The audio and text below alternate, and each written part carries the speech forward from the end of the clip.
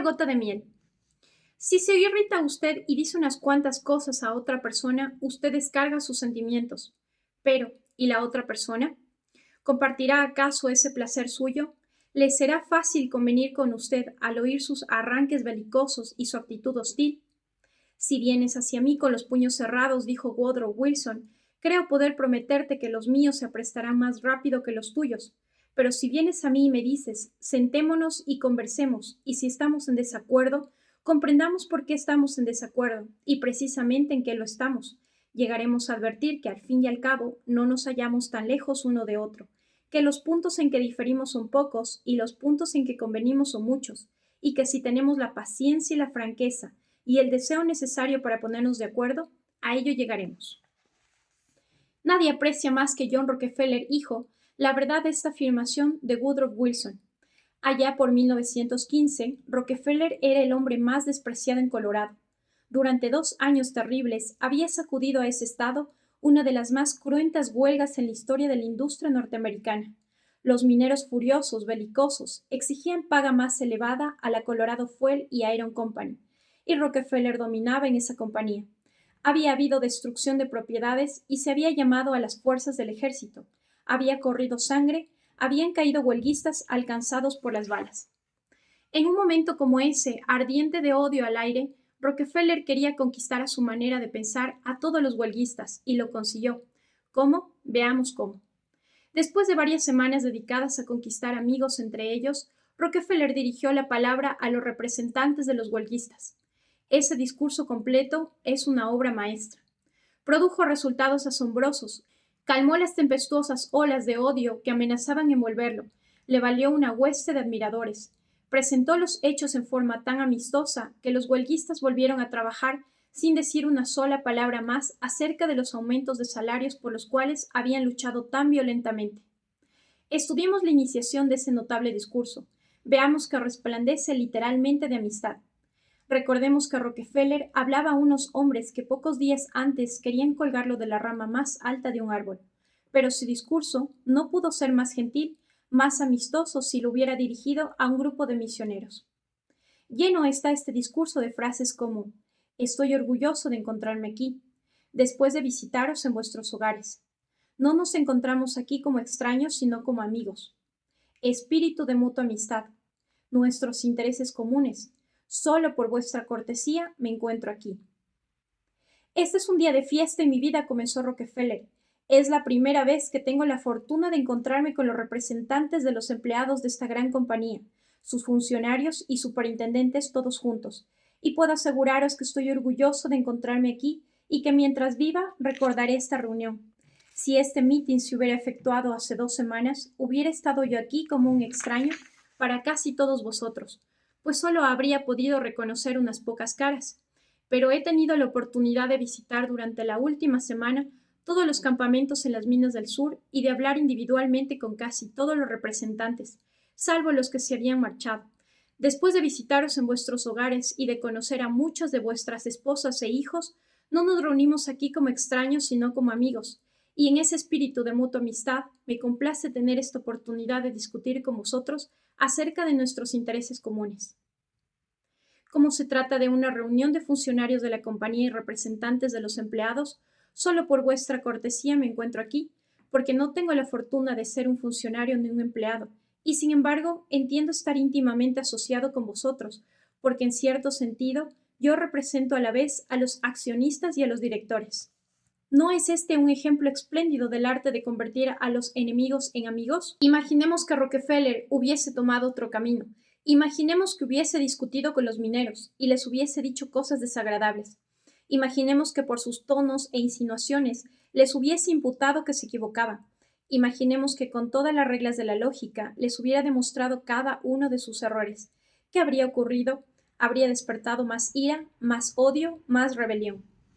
Si el corazón de un hombre está lleno de discordia y malos sentimientos contra usted, no puede usted atraerlo a su manera de pensar ni con toda la lógica de la creación.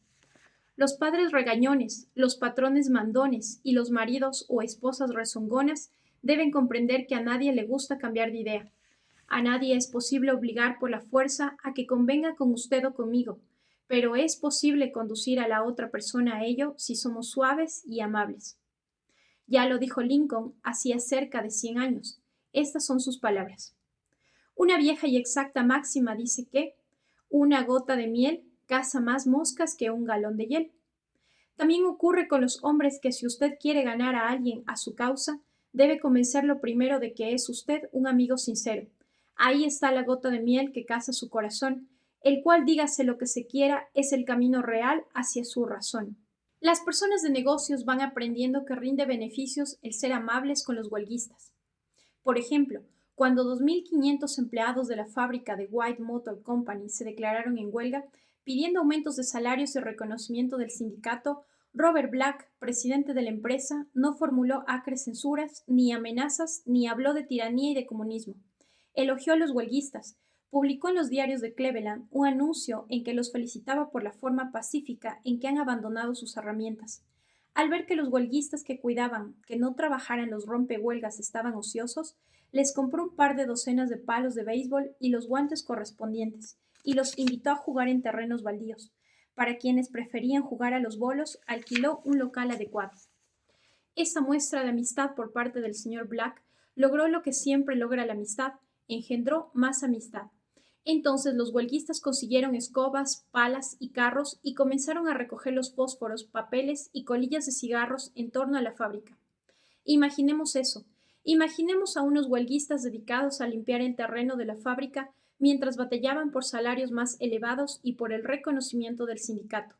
Jamás se había producido un acontecimiento así en la larga y tempestuosa historia de los conflictos obreros en los Estados Unidos. Esta huelga terminó en menos de una semana con una transacción y terminó sin rencores ni malos resentimientos. Daniel Webster, que parecía un dios y hablaba como Jehová, fue uno de los abogados de mayor éxito, pero solía emitir sus argumentos más poderosos con expresiones tan amables como estas. Al jurado corresponde considerar, quizá valga la pena pensar en ello, caballeros. Aquí hay algunos de los hechos que espero no serán perdidos de vista, caballeros. O, ustedes, señores, con su conocimiento del carácter humano, verán fácilmente el significado de estos hechos. Nada de presión, ni un intento de forzar las opiniones sobre los demás. Webster utilizaba el método tranquilo, calmo, amistoso, y esto contribuyó a hacerlo famoso. Tal vez no tenga usted que resolver una huelga o que dirigirse a un jurado jamás, pero acaso quiera obtener una rebaja en el alquiler, le servirá entonces este método. Veamos. Struff, ingeniero, quería que le rebajaran el alquiler y sabía que el dueño de casa era un hombre muy enérgico. En una conversación ante nuestra clase relató: escribí al dueño de casa notificándole que iba a dejar el departamento tan pronto como expirar el contrato. La verdad es que no quería mudarme de casa, quería permanecer en ella, siempre que me redujeran el alquiler, pero la situación no ofrecía esperanzas. Otros inquilinos lo habían intentado infructuosamente, pero yo me dije, estoy estudiando la manera de tratar con la gente, de modo que puedo probarlo con él para ver si resulta. El dueño de casa y su secretario vinieron a verme tan pronto como recibieron la carta. Lo recibí en la puerta con amistosa deferencia. Irradiaba buena voluntad y entusiasmo. No empecé a hablar de lo elevado que era el alquiler. Empecé hablando de lo mucho que me gustaba el departamento. Fui caluroso en mi aprobación y generoso en mis elogios. Lo felicité por la forma en que se atendía a los inquilinos y funcionaba la casa de departamentos, y agregué que me encantaría poder seguir otro año allí, pero no me alcanzaba el presupuesto. Es evidente que jamás había tenido aquel hombre una recepción así de un inquilino. No sabía qué pasaba. Entonces empezó a narrarme sus dificultades. Inquilinos quejosos. Uno había escrito 14 cartas, varios de ellas insultantes. Otro amenazaba desconocer el contrato a menos que el propietario prohibiera roncar al hombre que vivía en el piso superior. Qué consuelo, dijo, es tener un inquilino como usted. Y luego, sin que se lo pidiera yo, ofreció reducirme algo del alquiler. Yo quería una rebaja mayor, de modo que indiqué la cifra que podía pagar sin desequilibrar el presupuesto, y el dueño aceptó sin una protesta. Cuando se marchaba, se volvió hacia mí y preguntó, ¿cómo quiere que le decoremos el departamento? Si yo hubiese tratado de obtener una rebaja de alquiler por el método de los otros inquilinos, estoy seguro de que habría tropezado con el mismo fracaso que ellos. El triunfo se debió al método amistoso de simpatía y de apreciación. Dan Woodcock, de Pittsburgh, Pensilvania, es superintendente de un departamento de la compañía eléctrica local. Se llamó a personal a su cargo para reparar unos equipos en lo alto de un poste. Antes este tipo de trabajo lo había realizado otro departamento, y hacía poco que la responsabilidad había sido transferida a la sección de Woodcock. Aunque sus hombres estaban preparados para hacerlo, era la primera vez que los llamaban para hacer este tipo de reparaciones. Todo el mundo en la compañía estaba interesado en ver cómo se las arreglarían. El señor Woodcock, varios de sus funcionarios subordinados y gente de otros departamentos fueron a ver la operación. Se reunieron muchos autos y camiones, y una cantidad de gente observaba a los dos hombres que habían subido al poste. Woodcock vio a un hombre que en la calle había salido de su auto con una cámara y estaba tomando fotografías de la escena. El personal de la compañía de electricidad es extremadamente sensible a las relaciones públicas, y de pronto Woodcock comprendió cómo debía de estar viendo el espectáculo el hombre de la cámara. Exceso de personal ocioso, docenas de personas sin hacer nada, mirando a dos hombres que hacían su trabajo. Cruzó la calle y fue hacia el fonógrafo. Veo que está interesado en nuestra operación. Sí, pero mi madre estará más interesada. Ella tiene acciones en la compañía. Esto le abrirá los ojos. Incluso puedo decir que su inversión fue imprudente. Desde hace años vengo diciéndole que en compañías como la suya hay mucha gente ociosa. Esto lo prueba. Y es posible que a los diarios también les interese las fotos. Da esa impresión, ¿no es cierto?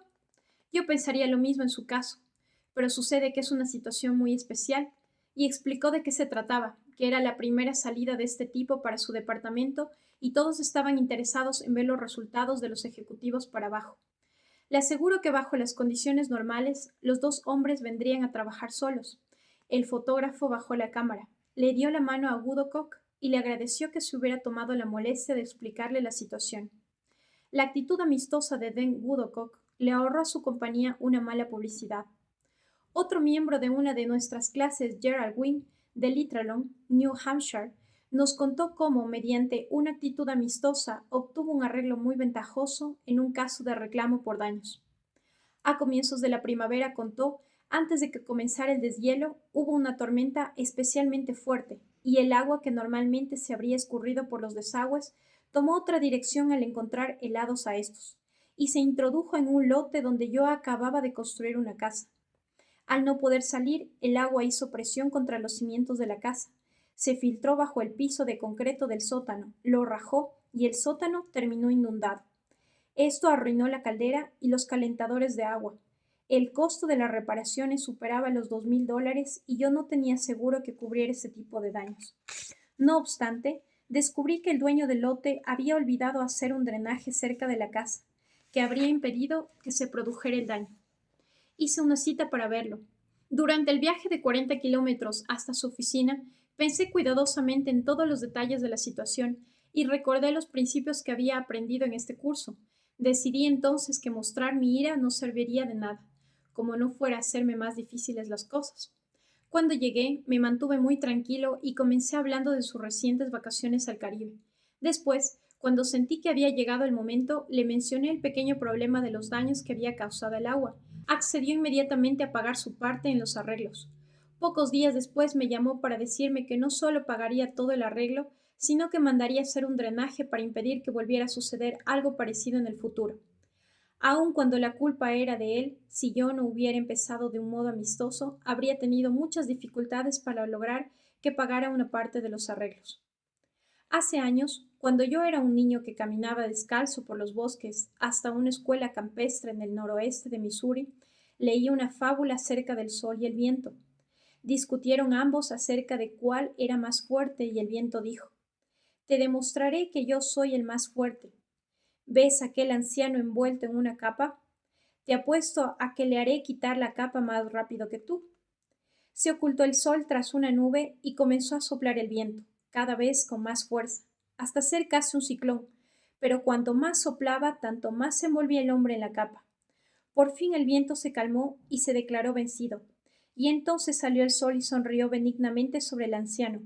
No pasó mucho tiempo hasta que el anciano, acalorado por la tibieza del sol, se quitó la capa. El sol demostró entonces al viento que la suavidad y la amistad son más poderosas que la furia y la fuerza. Los beneficios de la suavidad y la amistad los demuestra cotidianamente la gente que ha aprendido que una gota de miel captura más moscas que un litro de hiel.